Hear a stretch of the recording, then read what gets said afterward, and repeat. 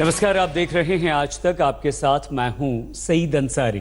उत्तर प्रदेश में चौथे चरण के मतदान के लिए आज चुनाव प्रचार अब से कुछ देर बाद यानी कि शाम 5 बजे समाप्त हो गया। इलाहाबाद में 2 बड़े रोड शो थे। अखिलेश और राहुल का मंच इस दौरान गिर गया। चौथे दौर के प्रचार के अंतिम दिन ये दोनों नेता मंच साझा करने वाले थे, लेकिन ये मंच गिर गया। राहत की बात ये रही कि जिस वक्त मंच गिरा उस वक्त राहुल अखिलेश दोनों रोड शो कर रहे थे, मंच पर मौजूद नहीं थे और रोड शो के बाद वो इसी मंच पर आकर एक सभा को संबोधित करने वाले थे, लेकिन उससे पहले ये मंच गिरा है। ये तस्वीरें हम आपको दिखा रहे हैं। हमारे संवाददाता शिव पूजन झा वहीं से दे रहे हैं पूरी जानकारी। इस वक्त हम लोग गोल पार्क के इलाके में हैं। आप देख सकते हैं मेरे पीछे वही वो स्टेज है जिस पर राहुल गांधी और अखिलेश को आना था, लेकिन वो स्टेज भार नहीं सह पाया, गिर गया। काफी लोग उस वक्त वहां पर मौजूद थे। उस स्टेज पर कुछ को गहरी चोटें आई हैं। एक महिला हमारे साथ है। आप भी स्टेज पर थी, कैसे गिर गया स्टेज? अरे स्टेज पर लोड ज्यादा हो जाने का 2 शहजादों को देखने के चक्कर में सारी महिलाएं सारे पुरुष व्याकुल हो गए और यहाँ पर तो लेकिन आप ही के समर्थक थे। जी हमारे हमारे ही समर्थक थे।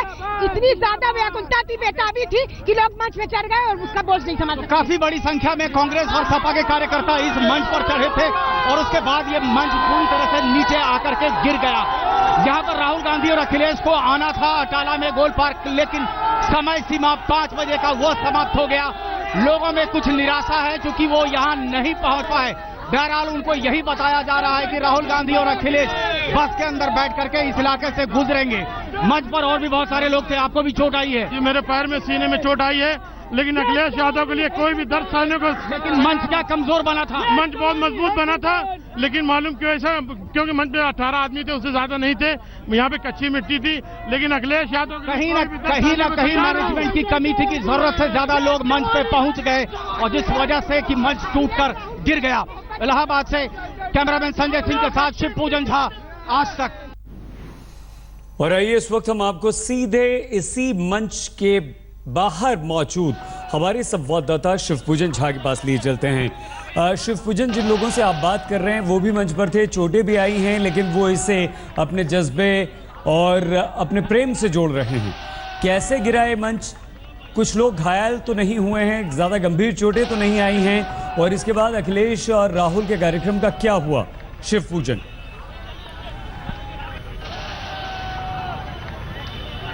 देखिए, अखिलेश और राहुल का कार्यक्रम यहाँ पर होना था, लेकिन जो तय सीमा होती है वो समाप्त हो चुका था। 5 बज चुका था और एकाएक जो है अफरा तफरी की सी स्थिति हुई। मैं पहले आपको दिखाना चाहता हूँ मंच की क्या दुर्दशा है। एकाएक जब पता चला कि राहुल गांधी और अखिलेश अब नहीं आएंगे, वो सिर्फ गाड़ी में बैठ करके निकल जाएंगे, तो लोगों का हुजूम मंच पर चढ़ा और उसके बाद मंच चरमरा करके उनके वजन को नहीं सह पाया, चरमरा करके गिर गया। कुछ नेता भी वहां पर मौजूद थे, सपा के नेता थे, कांग्रेस के नेता थे, उन्हें चोटें आई हैं और बताया जा रहा है कुछ लोगों को जो है निकट के अस्पताल में जो है फर्स्ट एड के लिए भी ले जाया गया है। आप भी मंच पर मौजूद थे, कौन कौन नेता थे उस वक्त और किनको किनको चोटें आई हैं? माननीय MLC जनाब राम सुंदर दास निषाद साहब, बिहार विधानसभा के मिनिस्टर, राज्य के मिनिस्टर और विधानसभा के सदस्य शकील खान साहब, राष्ट्रीय कांग्रेस के जो सचिव हैं, और उसके अलावा आदरणीय पदम जायसवाल साहब, जो अभी भारतीय जनता पार्टी को छोड़ करके माननीय मुख्यमंत्री के सामने उन्होंने समाजवादी। लेकिन ऐसा नहीं लगता है कि जो सुरक्षा में कहीं ना कहीं एक तरीके से सेंध थी? राहुल जी को, अखिलेश जी को आना था इस मंच पर और मंच जो है इस तरीके से 10-15 आदमी या 20 आदमी पर टूट गया। शायद आपने देखा नहीं, मंच पे कम से कम 400 आदमी। जब ये पता चला कि अब राहुल जी और अखिलेश जी जो है इस मंच पे नहीं आएंगे, तब बाद लोग चले, ये आपने सुना। यानी कि कहीं ना कहीं एक तरीके से चूक है कि इतने लोग मंच पर, उस मंच पर कैसे सवार हो सकते हैं जिसपे कि राहुल और अखिलेश को आना है। शिवपूजन, क्या राहुल अखिलेश दोनों में से किसी ने भी जो लोग घायल हुए हैं उन लोगों का हालचाल पूछा, अस्पताल गए, कोई जानकारी मिल पाई है?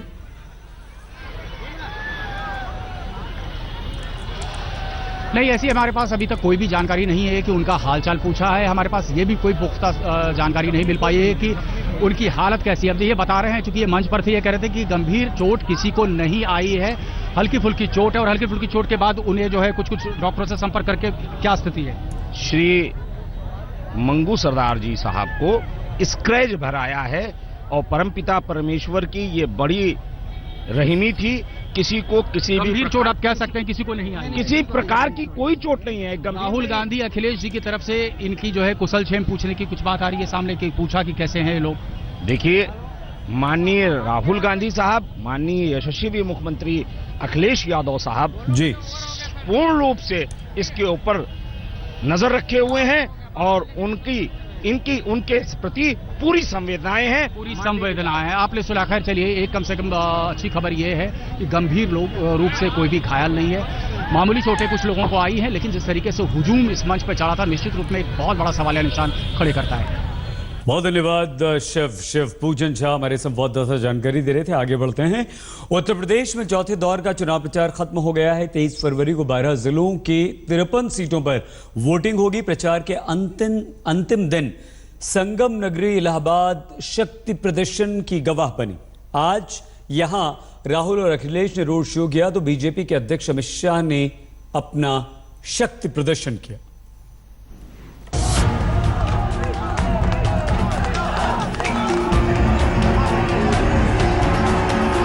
का ऑक्सफोर्ड कहलाने वाले इलाहाबाद शहर में आज शक्ति परीक्षण का दिन था। एक तरफ बीजेपी अध्यक्ष अमित शाह की सवारी बैंड बाजे के साथ निकली थी, तो दूसरी तरफ यूपी के लड़के यानी राहुल और अखिलेश की जोड़ी ने दम दिखाया। शहर मानो थम गया। एक छोर जहां भगवा पताका से पटा पड़ा था, तो दूसरी तरफ लाल टोपी और पंजे के रंग में हजारों लोग दिखे। शहर में अलग अलग रूटों पर दोनों दलों का रोड शो हुआ। बीजेपी अध्यक्ष अमित शाह ने भी अल्लाहपुर में रोड शो किया। समाजवादी पार्टी कांग्रेस गठबंधन के चेहरे राहुल गांधी और अखिलेश यादव का रोड शो आनंद भवन से शुरू होकर सिविल लाइंस होते हुए गोल पार्क तक गया। बीजेपी अध्यक्ष अमित शाह की वोट यात्रा इलाहाबाद की गलियों से होकर गुजरता रहा। घरों की छत से गेंदे के फूल को उड़ाते तस्वीरें कैमरे में कैद हुई। मोदी जिंदाबाद के नारे से इलाका गूंज उठा। आप देख सकते हैं कि इलाहाबाद की गलियों के अंदर से होते हुए बीजेपी अध्यक्ष अमित शाह जो है लोगों का अभिनंदन कर रहे हैं और वोट की अपील की जा रही है। मोदी मोदी के नारे हैं। बीजेपी के कार्यकर्ताओं को आप देख सकते हैं कि किस तरीके से उनके कार्यकर्ताओं का हजूम इस रोड शो में चल रहा है। उनके साथ आपको ये नजारा बीजेपी के लिए उत्साहवर्धक है कि उनके कार्यकर्ताओं में जिस तरीके का जोश है और लोग अपनी छतों पर से किस तरीके से बीजेपी अध्यक्ष अमित शाह का स्वागत कर रहे हैं इस रोड शो के जरिए। तो दूसरी तरफ राहुल और अखिलेश की जोड़ी में भी भारी भीड़ उमड़ी। जहां तक नजर गई लोग ही लोग दिखे।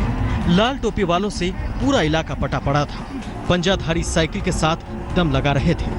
कार्यकर्ताओं में जबरदस्त जोश था। आज सुबह इन दोनों युवा नेताओं की रायबरेली के अंदर अलग अलग जगहों पर रैली थी। बातें छन कर आ रही थी कि कहीं ना कहीं शायद खटास पड़ती हुई नजर आ रही है अमेठी रायबरेली को लेकर, लेकिन दोनों युवा नेता ने आज एक साथ उतर के अपने कार्यकर्ताओं के साथ इतना भारी भरकम रोड शो किया है, एक मैसेज देने के लिए कि इलाहाबाद से लेकर पूरी उत्तर प्रदेश में एक तरह से समाजवादी पार्टी और कांग्रेस का एक संगम हो गया है, जो न सिर्फ उनके नेता बल्कि उनके कार्यकर्ताओं में भी नजर आता है। प्रचार के आखिरी दिन संगम नगरी इलाहाबाद में बीजेपी तो दूसरी तरफ कांग्रेस समाजवादी पार्टी ने खूब दम दिखाया। 5 बजे प्रचार खत्म होना था, लिहाजा दोनों तरफ तय वक्त में दूरी पाटने की हड़बड़ी भी दिखी। बहरहाल अब बारी अवाम की है और वो 23 फरवरी को अपना दम दिखाएगी। सुप्रिया भारद्वाज के साथ हिमांशु मिश्रा, इलाहाबाद, आज तक। क्या गधे वाले बयान से अखिलेश यादव ने गुजरात का अपमान किया है? गुजरात के मुख्यमंत्री विजय रूपाणी के अनुसार अखिलेश उत्तर प्रदेश में हार की आशंका से हताशा में हैं और ऐसे बयान दे रहे हैं। उन्होंने इसे गुजरात और गुजरातियों का अपमान बताया है। हम तो इस सदी के बड़े महानायक से कहेंगे कि अब आप गुजरात के गधों का प्रचार मत करिए। यूपी के सीएम अखिलेश यादव ने किसी का नाम तो नहीं लिया, लेकिन जिस अंदाज में उन्होंने रैली में गुजरात टूरिज्म के इस विज्ञापन का जिक्र किया, समझने वाले समझ गए कि उनका इशारा किधर है। आज तक से खास बातचीत में गुजरात के सीएम विजय रूपाणी ने अखिलेश की भाषा पर कड़ी आपत्ति जताते हुए इसे गुजरात का अपमान बताया है। हम तो यहाँ गुजरात के कांग्रेसियों को पूछते हैं कि आपने गठबंधन किया है, और राहुल जी ने बताया कि हमारा संबंध शाश्वत रहेगा, संबंध का हम रखेवाली करेंगे। तो ये संबंध आपका है तो गुजरातियों का अपमान तो यहाँ के कांग्रेस जवाब दे। बीजेपी नेताओं का कहना है कि ये इंसानों की भाषा नहीं है। संभावित चुनावी नतीजों को लेकर अखिलेश हताश है। We are addressing the people. We are addressing the people, and we should speak in people's language. We should understand this is not a people's language. Akhilesh Yadav ji समझ चुके हैं कि 11 मार्च को वो फिर से मुख्यमंत्री नहीं बन रहे, इसलिए गुजरात को वो टारगेट कर रहे हैं। ये दुर्भाग्यपूर्ण है। हालांकि गैर बीजेपी नेताओं को अखिलेश की टिप्पणी में भी कुछ भी गलत नहीं दिखता है। पार्टी मानती है कि खुद प्रधानमंत्री ने पहले भाषाई मर्यादा तोड़ी है।